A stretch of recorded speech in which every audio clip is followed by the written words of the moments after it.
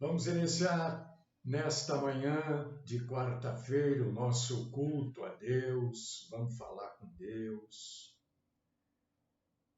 aquietando os nossos corações.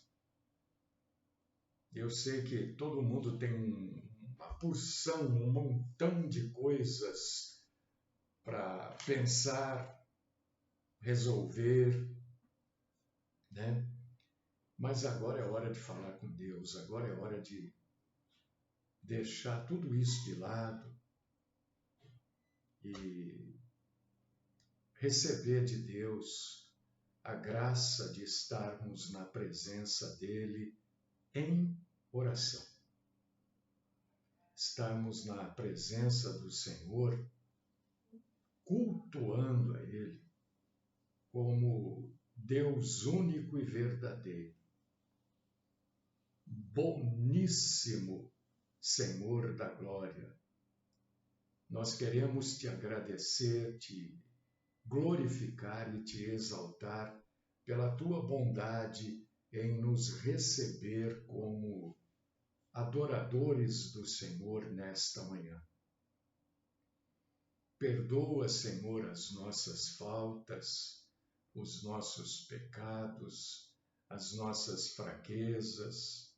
Perdoa, Senhor, os nossos exageros, as nossas omissões, as nossas covardias, as nossas voluntariedades.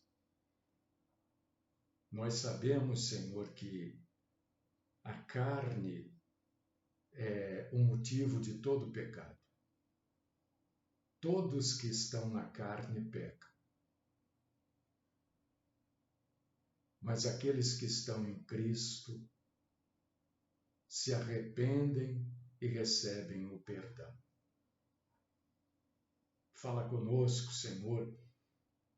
Eu estou aqui com a sua palavra aberta e que o Senhor nos guie para a verdade. Então eu peço, afasta de nós, Senhor, toda mentira, todo exagero, toda interpretação pessoal e guia-nos, Senhor, pelos teus santos caminhos. Livra-nos da mentira. Esta é a minha oração, no santo nome do Cristo Jesus, aquele a quem nós aguardamos esperançosamente que venha nos arrebatar. E eu oro no nome dele, Jesus Cristo. Amém.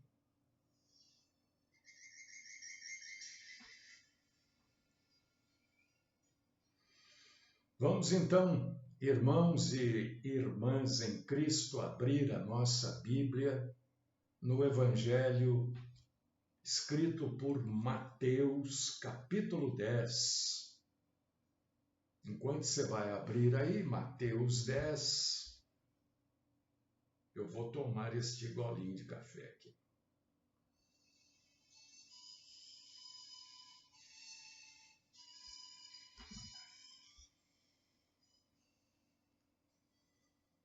Muito bom.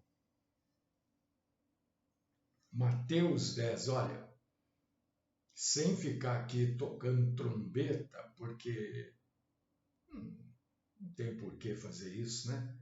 Mas esclarecendo você. Antes de esclarecer, deixa eu falar para você. Sexta-feira, dia 22, sexta-feira agora, é a ceia. Certo? É a última ceia do ano, sexta-feira. Então eu quero convidar você para você cear conosco. Sexta-feira, dia 22, a programação será exclusiva para a ceia do Senhor, certo? mais nada a falar, né? Não. Hoje a gente vai falar. Ontem à noite nós ficamos aqui na minha região sem internet, sem nada. Ficamos zerados, né? E eu tinha algumas coisas para mexer, procurar, preparar, mas a gente acaba ficando refém, né? Dessa tal internet aí. Como a gente fica refém da eletricidade também, não é? Se resolverem cortar a luz, né? As pessoas não vão saber o que fazer. Não tem como fazer mais nada sem energia elétrica, não é verdade? E a internet já está quase ou no mesmo, sei lá, nível. Então, foi difícil, mas foi bom também ficar sem energia, sem internet aqui. Nós ficamos de umas 3 da tarde até umas 10 e pouco da noite ontem, completamente sem internet, né? E aí eu fiquei pensando, me veio à mente aonde estaria na Bíblia. Olha só, eu sabia que tinha, que estava na Bíblia. Agora eu realmente não lembrava onde. Jesus falando para a gente que a gente deve ser, né? E se você abrir aí no versículo 16 de Mateus 10, você vai ler Jesus falando. E aqui vai ser interessante hoje, porque você vai ver, você vai notar claramente aqui o que é uma interpretação bíblica. Porque o Espírito Santo de Deus, né? Lembra quando eu falo para vocês assim, olha, Deus é Espírito. Para Deus não existe o tempo, né? Quem está com a gente aí sempre, ou vez por outra, já deve ter me ouvido falar isso. O tempo não existe para Deus. O tempo existe para nós aqui no planeta Terra. E o tempo é marcado aqui, né, em função da Terra girando e o Sol. Não é isso? Por causa disso que existe o tempo aqui. Noite, dia. É porque a Terra gira em torno dela mesma, de um eixo imaginário. Enfim, Deus não tem isso, os espíritos não têm isso. Então, quando fala, por exemplo, em eternidade, né, as pessoas sempre pensam no tempo da Terra. Mas, no mundo espiritual, o tempo não existe. Tanto é que, fora da Terra, né, as distâncias são medidas diferente. São anos-luz. É diferente a distância. Não é em quilômetro, em centímetro, em metro. Você está me entendendo? E aqui a gente vai. Então, quando o Espírito Santo fala, e falou aqui com Mateus, inspirou Mateus a escrever essas coisas, você vai ver a importância da interpretação bíblica, né, dentro dos padrões de interpretação bíblica. A maioria, infelizmente, mistura tudo. Porque o Espírito Santo lá está preocupado com o tempo. Não existe tempo. Para ele não existe tempo. O tempo de Deus é diferente do nosso.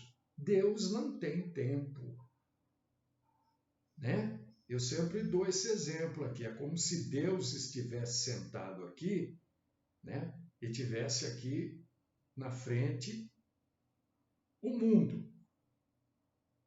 O mundo. O passado Deus está vendo o passado, a gente não vê o passado, a gente lembra do nosso passado. Ou imagina o passado histórico, mas Deus vê o passado. É como se fosse assim, né? À esquerda, o passado.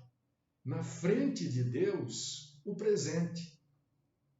Aquilo que está acontecendo agora com a gente. Agora, eu só estou vendo o meu presente. O presente dos outros eu não vejo. Cada um vive o seu presente. Eu posso viver o presente junto com outra pessoa, mas o presente dela é diferente do meu, a visão é outra. E à direita é como se fosse, está o futuro. Ninguém está vendo o futuro.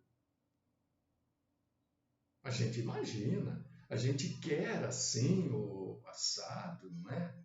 Mas ninguém vê o futuro. Deus sabe exatamente o que vai acontecer daqui 10 milhões de anos, ou daqui 1 minuto. O Espírito Santo, ele inspira e a pessoa escreve. Agora, nós é que temos que entender isso. Então, se você começar a ler Mateus capítulo 10, no versículo 1,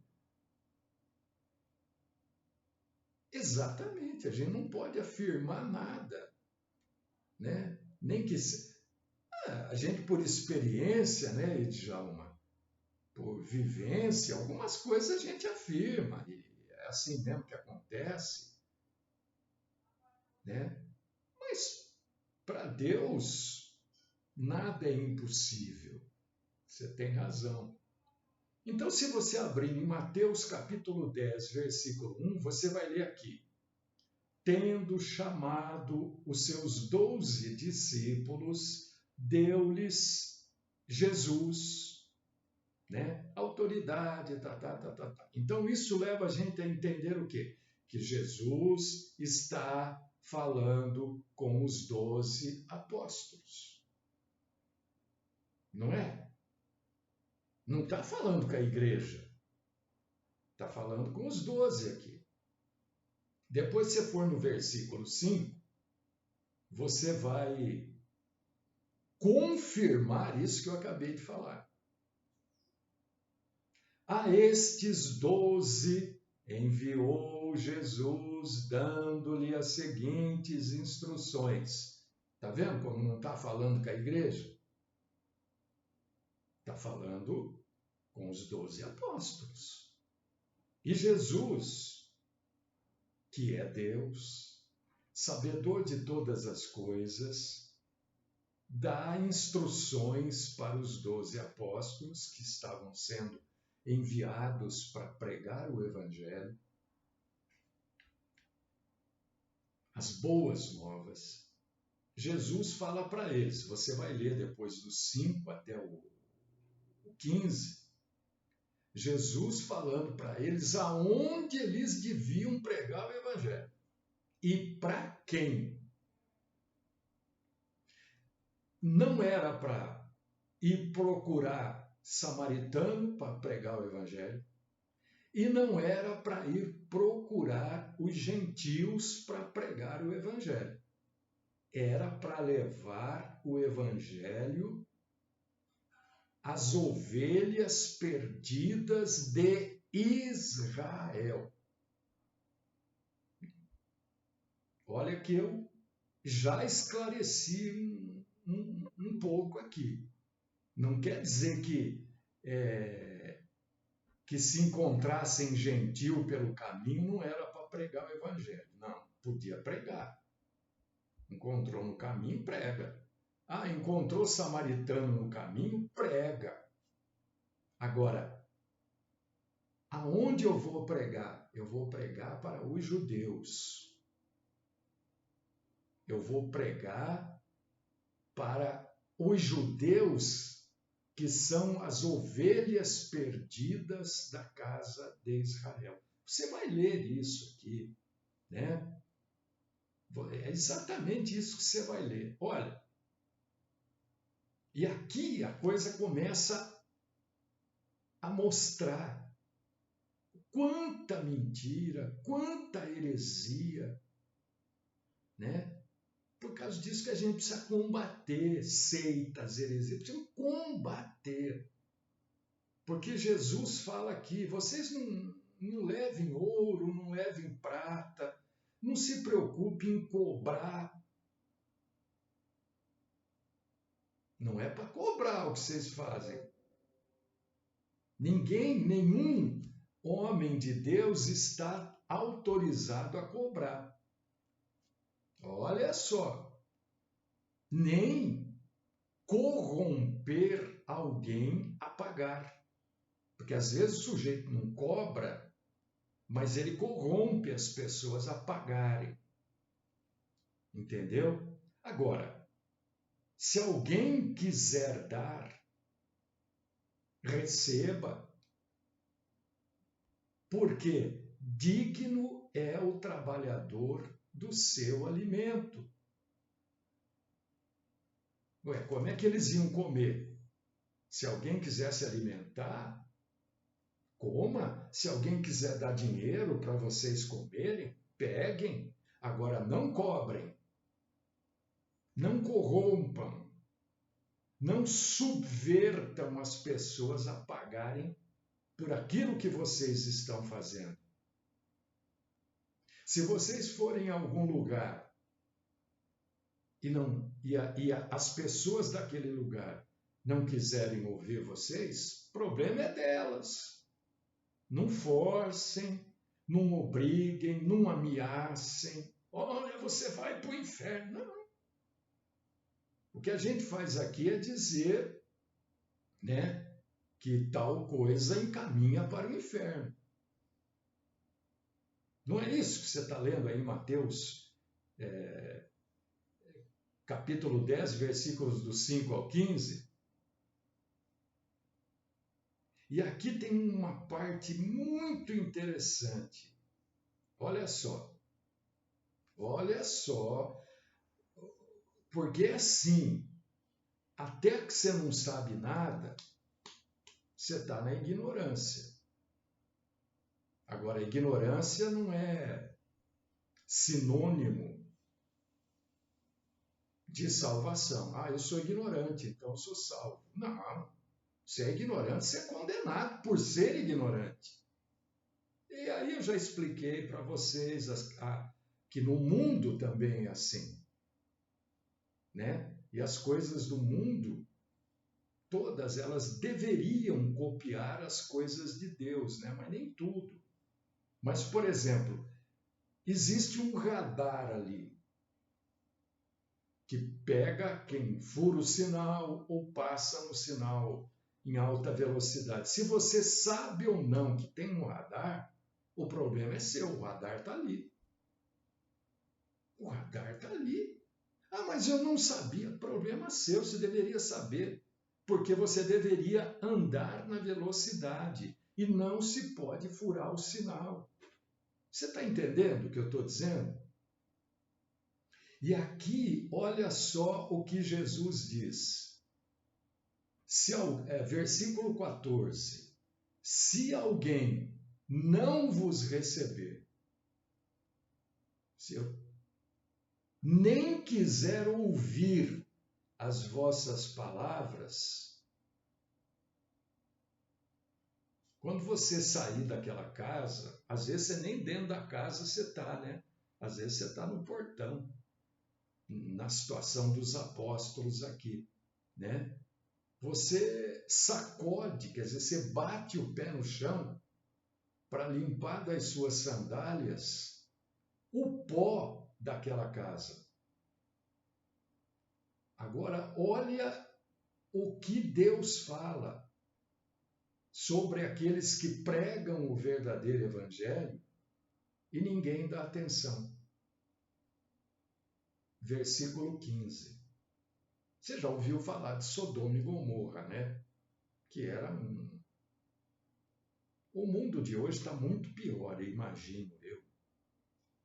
Mas Sodoma e Gomorra, naquela época, era a corrupção viva, né? Era a sexualidade ao nível mais baixo do ser humano. E Jesus diz assim sobre aqueles que não querem ouvir o verdadeiro evangelho: em verdade vos digo que menos rigor haverá para Sodoma e Gomorra no dia do juízo do que para aquela cidade onde as pessoas não quiseram ouvir o verdadeiro evangelho. Até aqui, o Espírito Santo está deixando claro que ele está falando, que Jesus está falando com os 12 apóstolos. Continua falando, olha. E aqui tem um trecho que é muito interessante. Continua falando com os 12 apóstolos. Daqui a pouquinho ele já não vai mais falar. Depois ele volta a falar. Isso que é estudar a Bíblia, entendeu? Não é eu dizer para você e você aceitar simplesmente porque eu estou falando. É você ler aqui e falar: opa, eu não tinha prestado atenção nisso.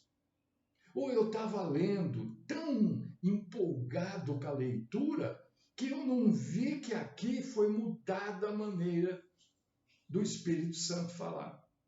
Isso que é estudar a Bíblia.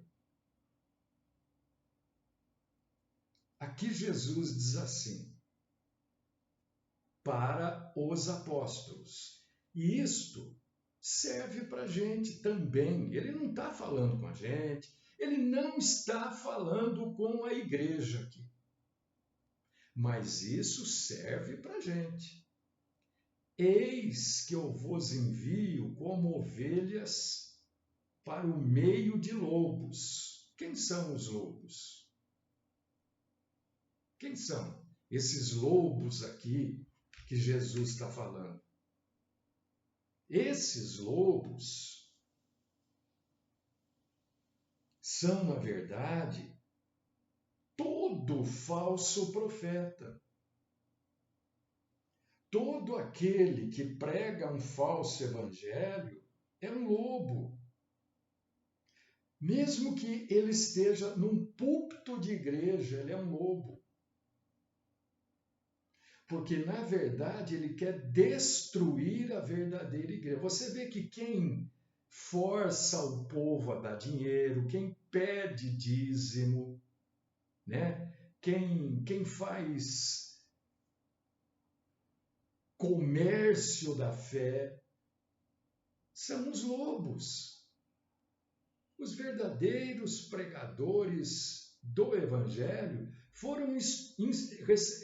recebem do Senhor a instrução que Deus deu, que o Senhor deu para os apóstolos.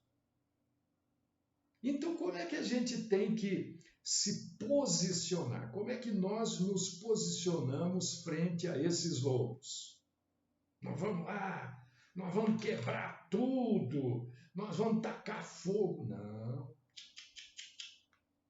Deus, no passado, já mandou fazer isso.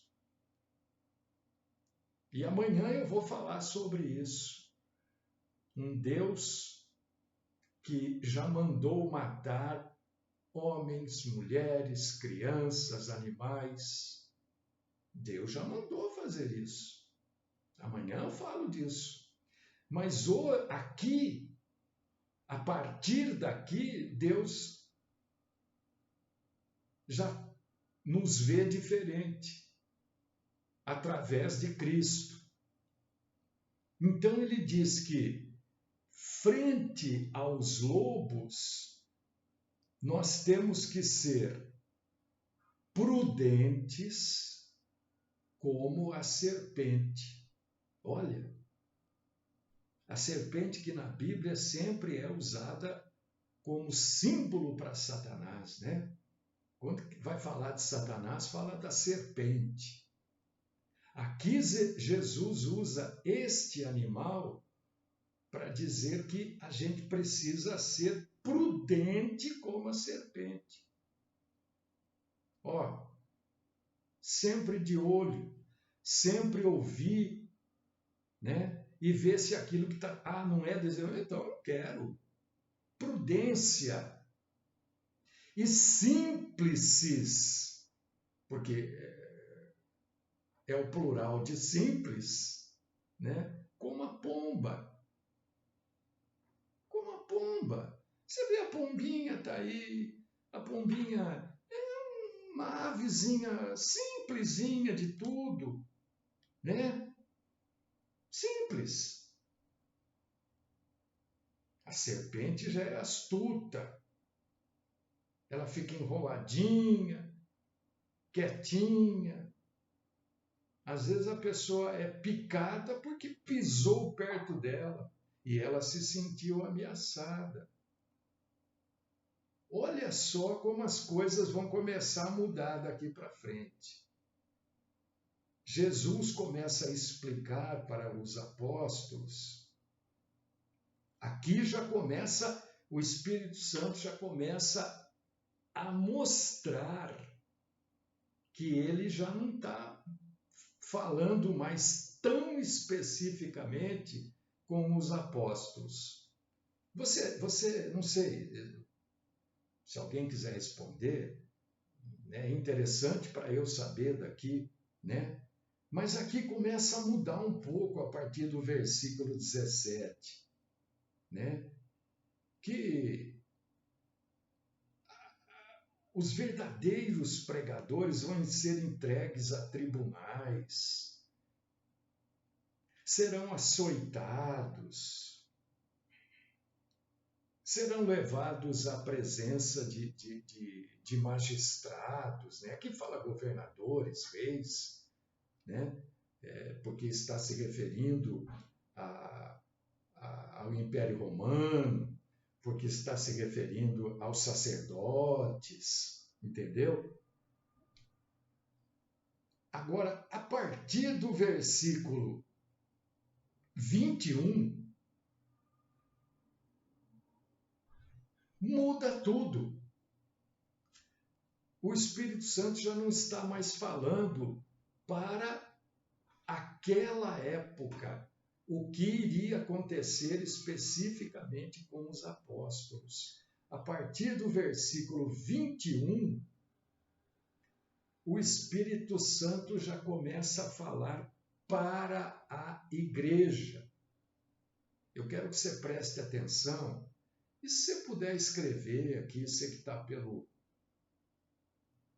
Facebook, né? Ou depois, se você quiser escrever no grupo, olha, pastor, eu li, mas eu não consegui ver isso, eu não consegui ver essa diferença, ou consegui, né? A partir do versículo 21 de Mateus 10, Jesus, o Espírito Santo, já está alertando a igreja. Um irmão, olha só, um irmão, naquela época não se chamava de irmão, né? Nós chamamos de irmão nos dias de hoje aquele que tem a fé em Cristo, não é? Então aqui já começa a mudar. Um irmão entregará outro irmão, pode ser um irmão sanguíneo, consanguíneo, ou um irmão na fé. O pai vai entregar o filho e os filhos se matarão entre si. Aqui já começa a falar do pós-arrebatamento. Já começa a falar do período chamado de tribulação e grande tribulação. Sereis odiados por todos por causa do meu nome. aqui já fala especificamente do período tribulacional. E para quem que o Espírito Santo está deixando isso? Para aqueles que se converterem no período da tribulação. Porque muitos se converterão a Cristo naquele período, né? Os convertidos antes não passarão pela tribulação, serão arrebatados. Agora, aqueles que se converterem durante o período, isso aqui faz parte da tribulação deles. Sereis odiados por todos por causa do meu nome. Nome de quem? De Jesus. Aquele, porém, que perseverar até o fim, esse será salvo. Esse perseverar até o fim, né? Ou é até o fim da tribulação, ou é até o fim da vida deles neste período tribulacional. Porque aqueles que se converterem na tribulação, ou é uma coisa ou outra. Ou eles morrem neste período, se você abrir o livro do Apocalipse, você vai ver o que vai acontecer com os convertidos, né? Ou eles passam por este período e vão entrar no milênio. Entendeu? Então, esse perseverar até o fim é isso. Ou até a morte no período tribulacional, ou sobreviverão e passarão para o milênio. Quando, porém, agora ele volta a falar especificamente para os apóstolos. Porque isso daqui é uma questão de estudo. Mateus capítulo 10 até o versículo 20, né? Está falando com os apóstolos. Aqui, o 21 e o 22, ele já fala para aqueles que forem convertidos, aqueles que se converterem e que estiverem no tempo da igreja, nos últimos dias da igreja. É isso que é estudar a Bíblia, é isso que é entender a Bíblia Sagrada. Está me dando vontade de espirrar. É duro, né? Mas eu não estou vendo isso. Então, leia aqui como ele volta de novo. Você vê que ele fala aqui, ó. Veja bem, entenda agora isso. Se você não entendeu que ele vai e volta, porque o Espírito Santo não tem tempo. Nós é que temos que entender isso aqui. E não é também, né? É ler com atenção, é meditar naquilo que está lendo. Olha o versículo 23 na parte D. Porque em verdade vos digo, não acabareis de percorrer as cidades de Israel, até que venha o Filho do Homem. O que você entende nisso? Até que Jesus nasça? Não pode ser, porque era Jesus que estava falando aqui com os apóstolos dele. Já estava com, né, as vésperas de se entregar pela humanidade na cruz. Então, essa possibilidade a gente descarta. Até que venha o Filho do Homem, não é até o nascimento, porque Jesus já estava com 33 anos aqui. Então, é até que o Filho do Homem volte, até que ele venha buscar a sua igreja. Você vê que aqui ele volta a falar com a igreja. É esta tensão na leitura que nós temos que ler, né? E se você for ler, meu irmão, minha irmã, a partir do versículo 24, né, você vai ler também neste vai e vem do Espírito Santo. O Espírito Santo não está nem um pouco preocupado com o tempo. Não existe tempo. O tempo é algo nosso, aqui da terra. Deus não tem relógio, não tem despertador. Isso é coisa nossa.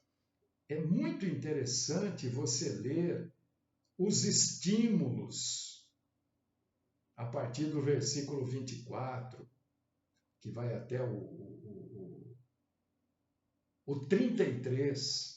Depois do versículo 34 até o 39, as dificuldades.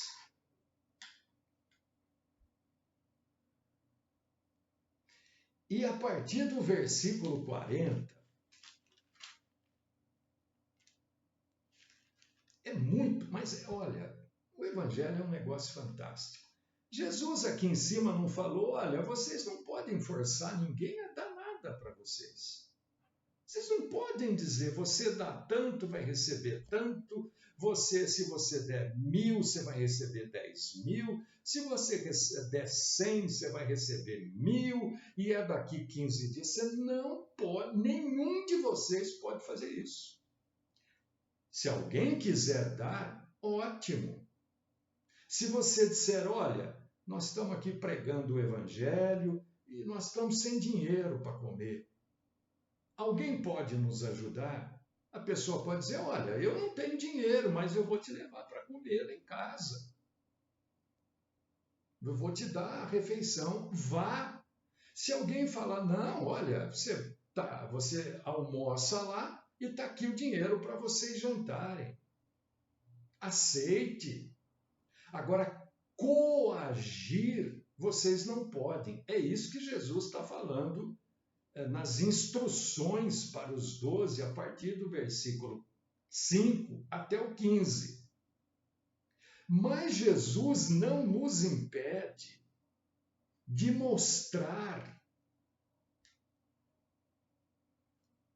as recompensas para quem ajuda a proclamação do verdadeiro evangelho. Porque se você também ajuda a proclamação de um falso evangelho, de um evangelho social, de um evangelho de negócio, você perde mais do que você perde para o banco. Então, a partir do versículo 40 de Mateus 10, Jesus dá esta instrução para os apóstolos passarem para as pessoas. E eu vou ler. Gostaria de ler com você. Quem vos recebe, a mim me recebe. Quem recebe um verdadeiro pregador da palavra de Deus, recebe o próprio Deus. E quem me recebe, recebe aquele que me enviou. Deus. Quem recebe um profeta no caráter de profeta, o negócio é bem explicadinho, receberá o galardão de profeta. Se passar um minutinho, eu, sinceramente, eu acho que vale a pena você acompanhar isso aqui, porque é bom para você, é bom para mim também, porque eu também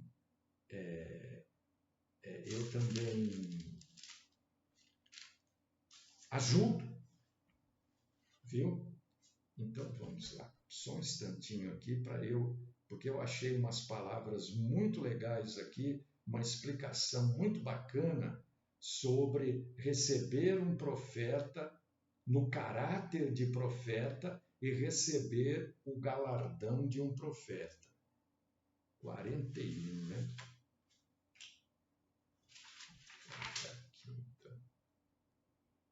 Olha, os judeus, por que Jesus fala desta forma? Os judeus consideravam que a recompensa do profeta era a melhor. Por quê? Presta atenção nisso, meu irmão e minha irmã. Porque reis governavam em nome do Senhor e sacerdotes ministravam em nome do Senhor. O profeta vinha do Senhor para instruir tanto o sacerdote como o rei.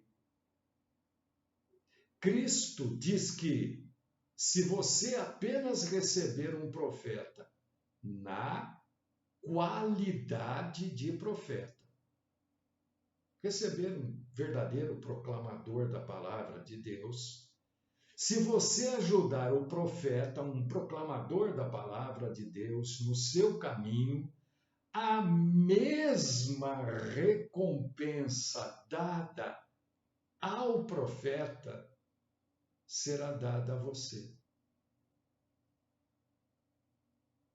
Quem recebe um profeta, porque é profeta, receberá o galardão do profeta.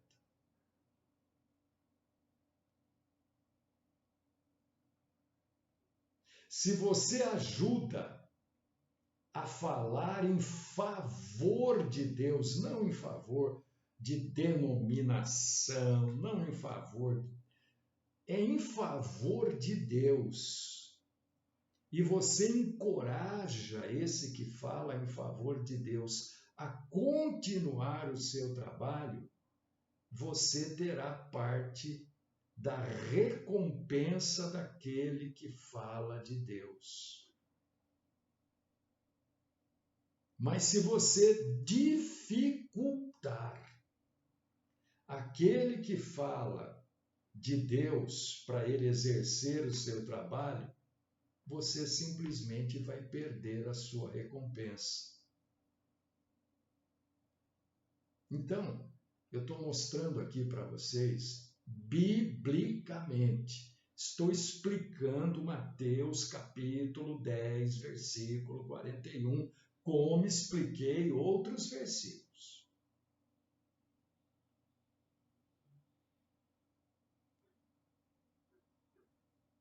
É muito importante ajudar a proclamação do verdadeiro evangelho. Não repare em coisas insignificantes e pequenas. Ah, eu não gosto do jeito que ele fala. Ah, às vezes ele fala umas coisas. Pegue a essência. Ah, eu não gosto da voz dele. A voz dele me irrita. Pegue a essência. Olhe além das coisas materiais. Olhe o espiritual. Olhe a mensagem que está sendo passada. Porque Deus recompensa, sim. Claro que recompensa. Deus é um Deus de recompensas.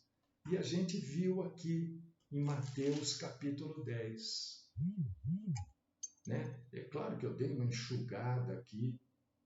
Há muitas dificuldades, há muitos estímulos, há muitas admoestações da parte de Jesus, mas também há muita recompensa.